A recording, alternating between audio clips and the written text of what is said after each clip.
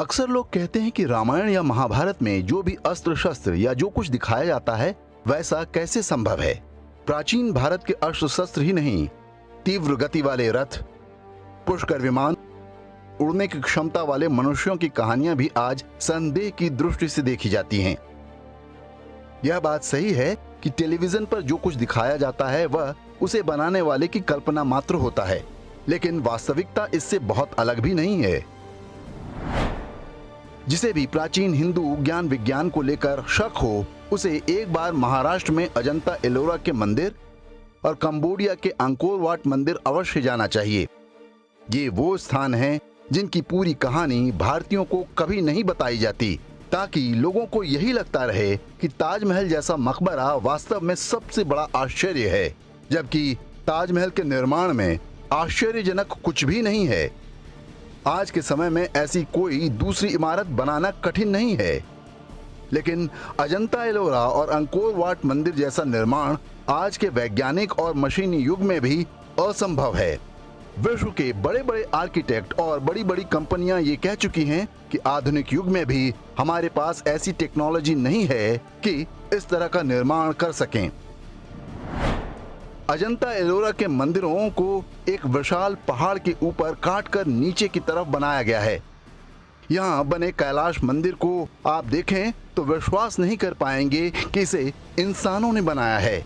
आज भी पूरी दुनिया में ऐसा कोई तरीका नहीं है जो किसी विशाल पहाड़ को इस तरह से काटे और उसमें मंदिर, गलियारा, मूर्ति, चबूतरा, नंदी बैल, शिवलिंग, खंबे इत्यादि बन सकें। यही नहीं बल्कि यह एक से अधिक फ्लोर वाला हो, बिल्कुल वैसे जैसे कोई मकान नीचे से शुरू करके ऊपर की तरफ बनाया जाता है।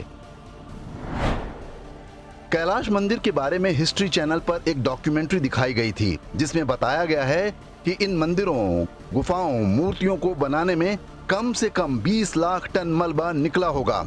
वह मलबा कहीं तो फेंका गया होगा।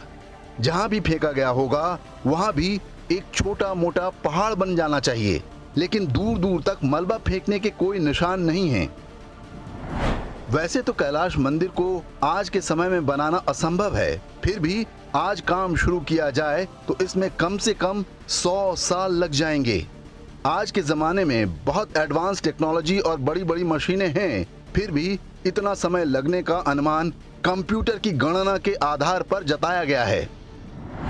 तो यदि अजंता एलोरा के मंदिर पारंपरिक तरीके से बने होंगे तो उस जमाने में इसे बनने में कम से कम 5000 साल लगे होंगे, जो संभव नहीं है। अमेरिकी वैज्ञानिकों का अनुमान है कि जैसे आज के जमाने में प्लाज्मा कटर होता है, इस मंदिर को बनाने में ऐसे ही किसी यंत्र का प्रयोग किया गया होगा। प्राचीन ग्रंथों में भस्माशस्त्र नाम के यंत्र का वर्णन मिलता है। कहा जाता है कि संभवतः ये वही प्लाज्मा कटर है। हालांकि आज जो प्लाज्मा कटर हैं वो भी इतने शक्तिशाली नहीं हैं कि कैलाश मंदिर जैसी कोई संरचना बना सकें। भस्माशस्त्र इतना शक्तिशाली होता रहा होगा कि वह किसी पत्थर को मनचाहे आकार में काट भी दे और उससे इतनी गर्मी पैदा हो कि सारा मलबा भाप बनकर उड़ जाए।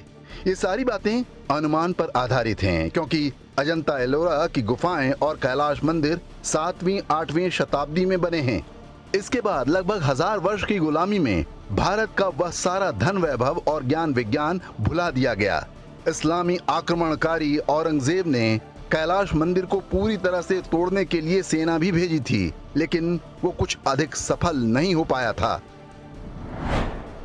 अब बात अंकोर वाट मंदिर की। कहने को यह भारत से दूर कंबोडिया नाम के देश में है, लेकिन यह मंदिर पुराने दौर में सनातन ज्ञान विज्ञान का जीता जागता उदाहरण है। अंकोर वाट विश्व का सबसे बड़ा धार्मिक स्थल है। ये भगवान विष्णु का मंदिर है, जिसे 12वीं शताब्दी में बनाया गया था। आज दुनिया की कोई कंपनी ऐसी संरचना नहीं बना सकती। मीकोंग नदी के विशाल दलदल को पाटकर विशाल चबूतरा बनाया गया, और जिन पत्थरों से यह मंदिर बनाया गया वे वहां से 1500 किलोमीटर दूर चीन में मिलते हैं। वहां से पत्थरों को लाकर बिना सीमेंट के कट एंड फिक्स मेथड द्वारा जोड़कर इतना विशाल मंदिर कैसे बना और कैसे यह इतने साल बाद भी सही सलामत खड़ा है, यह एक अनसुलझी पहेली है। अंकोर वाट और अजंता एलोरा के मंदिर जैसे ढेरों उदाहरण मिल जाएंगे। इन सब का एक ही मतलब है कि उस दौर में भारतीय ज्ञान विज्ञान आज के युग से भी आगे था। पहले इस्लामी और फिर ईसाई